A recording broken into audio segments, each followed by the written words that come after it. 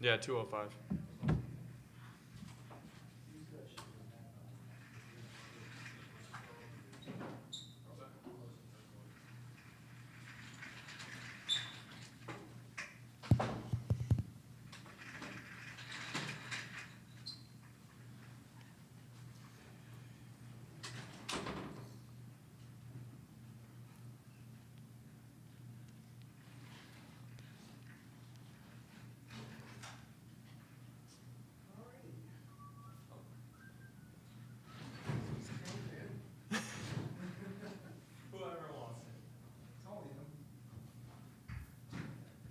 Yeah, we have no one new online, so. Oh, we won't get anyone. Listen, I'll take this one. Tell us about the March Madness name. I know, it's good. Takes me a while to pick up your angle. Patrick? Can't start early anymore. Did we start early? In between, like, so when we have to wait for the Which one did we start early? coach. Remember we jumped right into the UCF coach? Oh, we have to wait, what? We have to wait until the time slot. Oh, I didn't realize there was a, ASAP Sports is. how much early, oh, because they went to the short. Right? Yeah, the players, and so I'm thinking it's gonna be the same thing. The players are probably gonna go short, and then Yep. we just sit around for So 10 what's the minutes. time? It's 105, 205, and then, 205, then 225 is gonna be the head coach. so it's easy enough. So, I can feel. Ladies and gentlemen. yeah, you can tell some jokes. See how old you are. Oh, shit. I'm telling you jokes, but Are you? I always, I hear one, like on the golf course, I'll hear a great. Then you try to replicate it, and I'm like literally in the middle of it. you're like, oh, I messed it up. He's got good stories from the golf course. Did a hole in one once he moved the car. Well, twice, but Twice? Oh, you want a car? one car once, and one, didn't even get a pullover the second time, it's really upset me. Yeah. I have a good golf joke, but it seems weird. Really go get The a mic. microphone. Yes.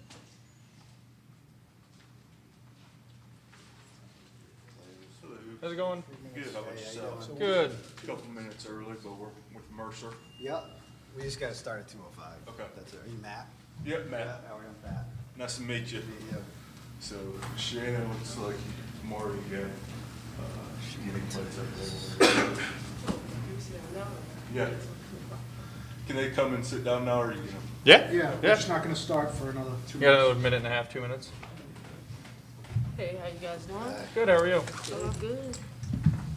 Actually, ASAP just said you could do right after. So All right, so we're good, okay, all right. Keep rolling. when Just wait 1 minute to, Yeah, we'll start the first one on time then. yeah, we'll start first one on time, Yeah. that's right.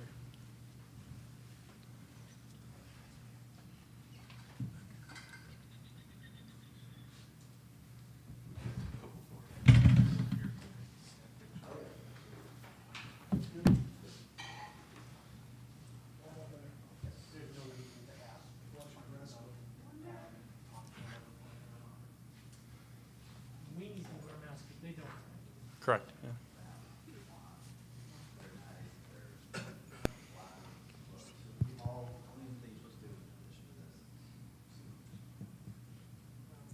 Should I ask or not?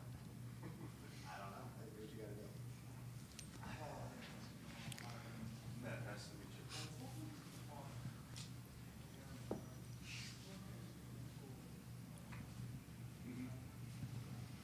Okay.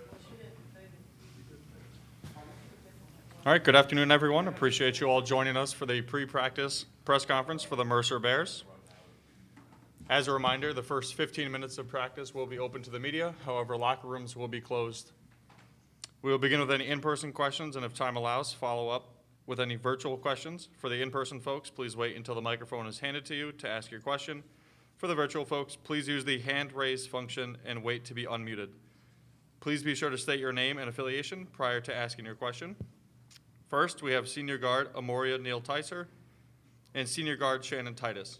We'll open up things for questions now, starting up front.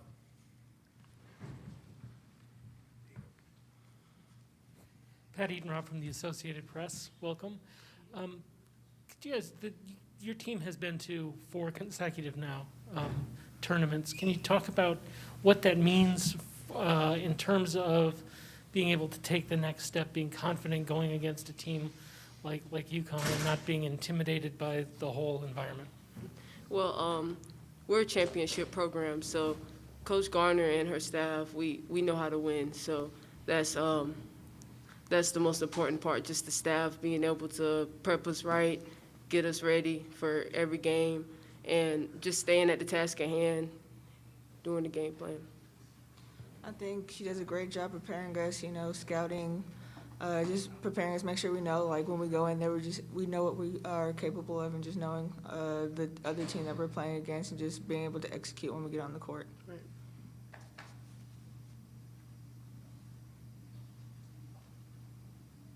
Awesome, in the back. Moria, can you talk about UConn, what you've seen from them on film, how you kind of size up the challenge that you're going to be facing tomorrow? Well, from the start, we've been scouting them since we knew we were playing them. But just staying with the game plan at hand. They're bigger than us, so we know that rebounding is important, rebounding and taking care of the ball. So that's what we've been prepping for.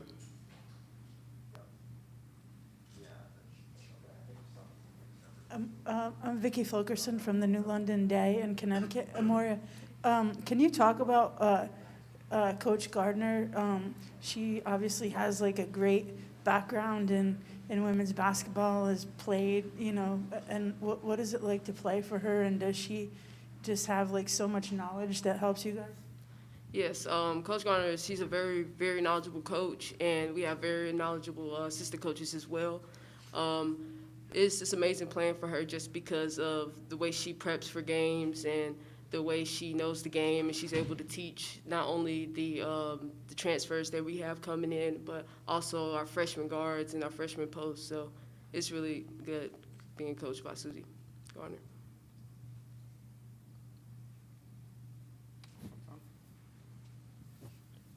Can you both mentioned that you played in the NCAA tournament, your championship program, but when you walk into a Gamble Pavilion and you look up and there are 11 national championship banners there and the names that obviously you guys grew up watching on the wall, what does that mean to be here, first of all, and how do you not let that affect how you go into the game? Well, only 68 teams get to be in this position that we're in. So we want to just start off with saying how blessed we are to even be in this position. Any game that we get, any team that we were planning on getting, we were ready to just focus on the game plan and get ready for them. Yeah, I think there's a lot of history here, and, with that, it's a very basketball place here. I think just to be able to play here is amazing against a great team. I think just preparing, just being in the moment is great. Carl Adamek from the Journal-Inquirer. I'll just take a stretch of the possibility. One of your teammates, Erin Gutierrez, has played against UConn while she was at Tulane. Has she talked to you about playing against them, maybe what the atmosphere would be here or anything at all? Yeah, we know about the atmosphere. We know that UConn has great educated fans, and there's going to be a lot of fans here. But we're prepared for that. Like you guys have said, Coach Garner has been in this position many times before, and she's prepared us well as well for this environment. Yes, sir, we have. Any other questions? Up front. Roger Cleveland from the Waterbury Republican American newspaper. What is it that makes you guys a championship program? What is the strength of this team? I think our strength is our coaches and our staff. I think they do a great job of letting us know like how the game's going to go, preparing a great game plan, and just preparing us. I think whenever we step into the game, we sort of have the confidence knowing that we're prepared, and I think there's like no stone left unturned. Shannon, you played in the NCAA tournament last year also, correct? This year, how do you even explain to the younger kids on the team that this year's tournament is going to be so different because that was like in the bubble and you got tested and you couldn't go out for dinner, and this is going to be such a different experience than they've ever experienced. Have you told them like how much fun it could be? Yes, I mean, I would just tell them just to enjoy the moment, like Maury said, there's only 68 teams that get to be here, so just have fun, while being like prepared and being like locked in for business, and just also have fun with it. All right, any other questions? All right, thank you guys. Thank you. Thank you.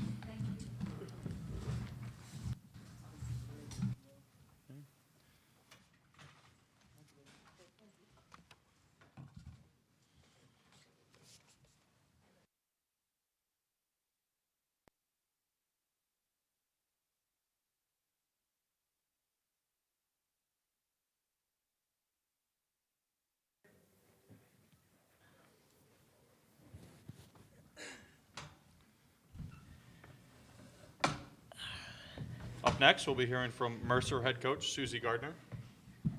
Coach, thanks for joining us. Can you get us started with some opening remarks, and then we'll open it up to questions from the media. Well, we were watching the selection show in our gym with our fans, cheerleader and band, and our name came up, and then we went downstairs to my staff, and I said, I bet there's a whole lot of folks in Storrs, Connecticut Googling Mercer right now. And so I'd like to first talk about our history of our program a little bit, because before NCAA and the AIAW times, when the mid-majors were ruling the world of women's basketball, Mercer was one of those teams in the 70s. And then, for example, my SWA, Sybil Blaylock, played on, you may not know this fact, but Coach Summit, Pat Summit's very first game as a head coach was against Mercer. And my SWA, Sybil Blaylock, was on that team, and Mercer beat UT. And so we have got a great storied past in the 70s, and then we kind of fell on hard times. I took this job 12 years ago, and my first year we won 2 games, my second year we won 6, and my third year we won 20. And from that point on, we were able to recruit, and my goal coming to Mercer was to be the first coach to take this team to an NCAA tournament, which we did 5 years ago, and we've had some pretty good success since. So there's a quick history lesson of Mercer. All right, we'll start with some questions up front. So Coach, the players mentioned it. You guys, this is your 4th straight, correct? And Well, it's- we had a hiccup year where we only won Right. 8 games, and it was a COVID year, so if you want to say 4 straight, but it's really 4 out of 5 years. Right, but nobody went that year. So. Exactly, so let's say 4 in a row, okay? So they're used to winning, but when you come into an atmosphere like this, what do you say to them about the atmosphere? Obviously, you want them to enjoy it. You want them to know that they've made it to a big stage, but you don't want them to be intimidated by it. So how do you balance that, especially in a year when the fans are back? Yeah, our first year we made it. We went to University of Georgia, which was a drive away, and the gym was half Georgia, half red and black, and half orange. And it was an amazing atmosphere. I played at Georgia. My college coach's wife, Pam Landers, came up to me after the game. She said, that's the best environment we've ever been around. Then we get sent to Iowa City, University of Iowa, right? Okay, y'all know that fan base is off the charts as well. So we got to play in that environment our second time around, and we almost won. We almost won both games, actually. And then we go over to San Antonio where there's no fans. So I've experienced it. Shannon's experienced it. But we try to just educate them. I mean, we don't have to tell them, hey, y'all know UConn's, we don't have to tell them the history of UConn. They all know that just by breathing. But, you have to explain to them that it's going to be loud. And as I heard Amoria say, the fans are very educated fans. They know when to cheer. They know when to pull their team up. They know when a great defensive play happens. So we just try to educate them and prepare them. We're right in the middle of ACC, SEC country. So it's not like we play a lot of teams down in the South they're not UConn, but they are those types of big-time programs, So we just try to prepare them in our non-conference prep, but then also just educate them. We just tell them the truth. This is how it's going to be. I'll be honest with you, about 5 years ago, I asked one of my players, just hypothetically, I said, who would you want to play, like a schedule? Who would you want to play? And she said UConn. And my smart aleck answer was, yeah, we'll play UConn when we meet them in the Final Four. And here we are, first round. So, and that particular player did text me the other night after we drew UConn. So, but, we just keep it real. We talk about, the goals that we have that we're reaching. We get to cut down nets. A lot of teams in this NCAA tournament didn't get to cut down nets, and we've cut down nets a lot of times. So we talk about what we've accomplished, but then also the honor it is. I mean, it's an honor. Hey, I'm excited. I'm excited to be here too. And the balance between enjoying and being on a business trip for the players? The only thing we're doing differently, quite honestly, for 2 years we have not eaten in restaurants because of COVID. We've just had food catered into our hotel. So the only thing I told my dopo going in, I said, okay, we're going to go to nice restaurants. We went to Ruth Chris's last night, and we're going to this little place called, I think it's called Cafe Ari or something like that, you know. We heard Chris Daly text me as soon as we got the bid that she said we saw we were playing you guys, and Chris texted me and said, hey, y'all need to go to Coach Ariema's restaurant, so we're going there tonight. So that's the only difference, quite honest. We're treating everything like we have all year round, except we're going to restaurants with a private room. And we're eating good. Coach Don Memori from the Hartford Current. I know kind of a signature of your teams is ball security, taking care of the ball. You know, many more assists and turnovers. UConn, particularly lately, has been putting a lot of pressure on the ball with a lot of fresh legs. Can you simulate what the speed is going to be of the game and that pressure in practice, or is it something that your kids are just going to have to adjust to? Yeah, you know, used to, when we're not using male practice players like we used to because of the situation with the pandemic. So it's been a little bit more tricky, like you said, to try to simulate that. We did tell our scout team to try to amp it up a little bit. But at the same time, you all know the difference. We have talented players, but the difference between our level and this level is typically the size of the athlete. Now, we've got some really good players, and if they were like 6 foot, they might not be, you know, at Mercer type thing. But so we just try to simulate that. We understand. We're very cognizant of trying not to turn the ball over, but we're also very cognizant that that's what they're going to try to do to us. So we've just got to be very, very careful with that. But we do take a lot of pride in the past of having ball security, for sure. Hi, Susie. My name is Vicki Fulkerson. I write for the New London, Connecticut newspaper. I was wondering, how do you translate that history of, the first team to play Tennessee, and how does that, do you use that, like, as you're trying to rebuild the program, like, listen, this program has done this before, we'll do it again, and are the kids receptive to that without you, like, kind of coming off preachy, or how do you incorporate the history? Well, I'll be honest with you, our kids don't know that. What I just told y'all, Yeah. Shannon and Maury don't know that. They don't know that that Mercer played Tennessee the first. They don't know that. So we don't go that deep in history. But basically what I did was say, hey, we've never been to the NCAA tournament, come to Mercer. You know, as y'all know, Georgia, I played at Georgia, so the state of Georgia is a pretty fertile girls basketball state. Y'all have had some pretty good players come from the state of Georgia. So I felt like, even though I knew that the program was not the best program at that time, that we could recruit, you know, that particular state. And that's how we kind of got this thing rolling.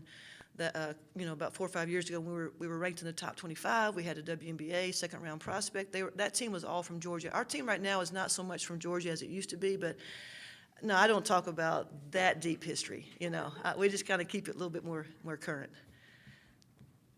Because these guys are worried about the next 15 minutes. They don't care what happened in the 70s for sure. Maggie Vanoni from Hearst Connecticut Media. How do you plan to scout players like AZ Fudd and Paige Beckers? How do I plan to scout them? Or how do you plan to play against them? That's a great question. I'll tell you what. So we have Shannon Titus, who was up here, and she's a 3-time Defensive Player of the Year in our conference, right? 3-time. That doesn't happen a lot. 3-time. She's long. She's 6 foot, so she has the size of most of the UConn guards, but she's the only one on our team that has the size. When you see the jump ball, she'll be matched up.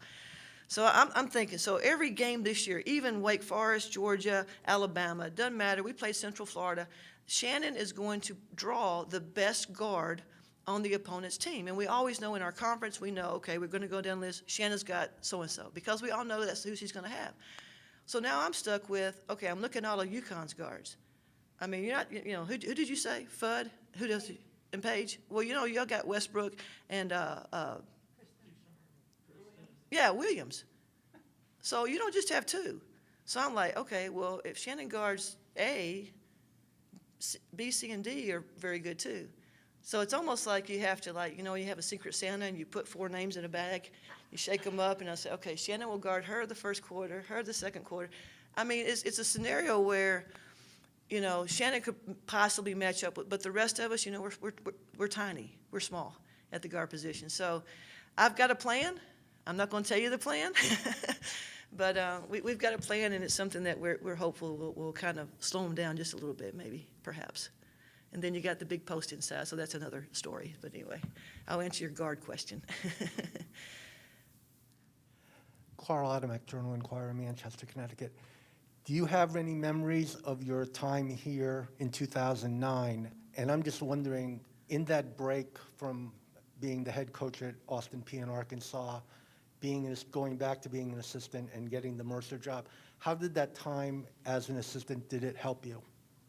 You talking about when we came here at Florida, when we were assistants at Florida? Well, it's interesting. My other assistant, David Lowry, he was also on that staff at Florida, and we were talking about, actually when we saw the name on the board, we were talking about that time that we played them. We beat Temple, I believe, in the first round, and it was actually my scout. The UConn game was my scout. Honestly, I don't remember who I was on that team that year. I don't know. I'm sorry, I apologize. I don't remember that far back. But, you know, I know they killed us. I remember that. I do remember that. It was not a very close game. But in terms of your other questions, you know, I was at Austin Peay. We had great success. I went to Arkansas. And then Florida was in between those before I got this last job. And so basically what I did at Florida was kind of like regroup and catch my breath and look at coaching from a different perspective in terms of, you know, how to be a good assistant, how I could grow, how I could, you know, that type of thing. But in terms of preparing us for the NCAA tournament, I mean, I've been doing this long enough. I mean, at every level, you know, mid-major, major, whatever. And so I don't think I have drawn on those experience quite as much as you might think. It's a long time ago. I'm just more. Okay. Just more how it helped you as a coach overall more than this one game. How it helped me to be an assistant? You know, how being, you know, taking a step back, how that helped you when you got another opportunity to be a Oh, I head see. coach. Okay. I think, you know, Arkansas was a tough job, and I think I just needed to, you know, as a head coach, your mind is constantly spinning, like, on every aspect of the program. And so I took those 3 years. I helped out Amanda Butler, who was my assistant at Austin Peay, and we grew up in the same hometown, so we were close. We knew each other very, very well. And so I just kind of took that time to learn things like how to draw up plays on the computer, like little things like that. Or, you know, I saw how, as an assistant, how I would want to treat my assistant. Like, I think I give my assistants now, I delegate a whole lot more than I used to because I thought I had to do it all. So during that stretch, as an assistant, I knew I wanted to have certain responsibilities. So I tried to have it carry over into how I treat my assistants now and give them more, okay, you're in charge of this, you're in charge of that, and I will stay away from it type thing. Because I think assistant coaches are very, very talented, and some of us, when you're younger, you think you have to do it all, and you really don't if you have talented people around you. I don't know if that answers your question, but it's the best I got. Hey, Coach, Roger Cleveland from the Waterbury Republican American newspaper. What is the strength of your team? What makes you believe that you can be competitive with UConn? You know, I like to pride myself on being an offensive coach, but this year, for some reason, our team has become a defensive team. And if you look at all of our games, we only had one team score 70 on us, and that was an overtime game. I'm not by any stretch saying that's going to happen in the game tomorrow, but I think our strength this year, and it fluctuates year to year, but this year it is our defense. And for whatever, this team, I think it starts with Shannon, you know, having that dominant defensive player, you know, and it starts there, and everyone, it kind of trickles down, and they don't want to let Shannon down. They want to, you know, we really preach it. We do, and we're not different than any other program in the country, but we do spend a lot of time scouting opponents. We take a lot of pride. Our players believe in our scout. They trust us, you know, and they believe whatever I told them that we're going to do tomorrow, they believe it, you know, and I think it comes down to trust and belief. And so I would say we hang our hat on our defense. You know, we have some flaws, but we're going to really focus on that. Now, we know we have to score the ball. I mean, for heaven's sakes, I'm very worried about that aspect tomorrow, about scoring the basketball. But I would say if I had one thing, it would be that defense. All right, we have time for one more. Oh, come on, this is fun, man. We have a deadline? I'm the last one. No, I got one more, Coach. Tell me. Coach, having been around this game for decades, seeing the changes that have been made in the last year as a result of what happened at last year's NCAA tournament in terms of equity and being able to even use the March Madness, how do you see things improving, and where do things need to go from here? What's next? I mean, obviously, you're not playing on a neutral court, which is something the men do. Are there certain things that you'd like to see? You know, honestly, I didn't know we weren't using March Madness until that came out last year. You know, we always say with March Madness, but I think it's cool to have it, you know, on our logos and so forth. You know, it's a tough question to answer as we sit here today when we haven't had a practice yet. I'd like for this whole tournament to play itself out to see actually what happens, not in just rounds one, but as it progresses into the Final Four. I think those teams that make it to the Final Four will be the ones to ask that question to, because supposedly that's where they've made the most changes. In the hotels at the Final Fours, the meeting rooms and those types of things. But, you know, I mean, I was telling one of our guys today, when I played at Georgia in the Final Four, that's when women's basketball was not on TV all the time. And I remember them having a camera and the guy behind them having to roll the cord up, have a guy to roll the cord up. And so how far we've come with every game. You know, every game like today, I'm like, oh man, there's so many games on TV today, on every channel, you know, that type of thing. But, you know, it is interesting that this came to light last year when we were in a pandemic and there were no fans, and all of a sudden all this stuff came to light. So, you know, I think growth is good. I think you have to admit there's a problem before you fix the problem, and we'll kind of see how it plays out. But, you know, playing on a neutral floor, we get it. You know, you want to have fans. I do wish, honestly, if I had a wish, that we were closer to home, because Mercer fans travel so well. You know, and it's tough. From what I hear, it's a little expensive to get up here on regular flights. So if I did have one wish, and this has nothing to do with UConn at all, it would be that we were a little bit closer to home so our fans could actually come, because we have great fans. But I kind of skirted the question, but I don't really know quite yet until we live it this year. All right, awesome. Well, thank you, Coach, for your time. All And right. good luck Thank tomorrow. you, guys. We'll see you tomorrow. Thanks, y'all.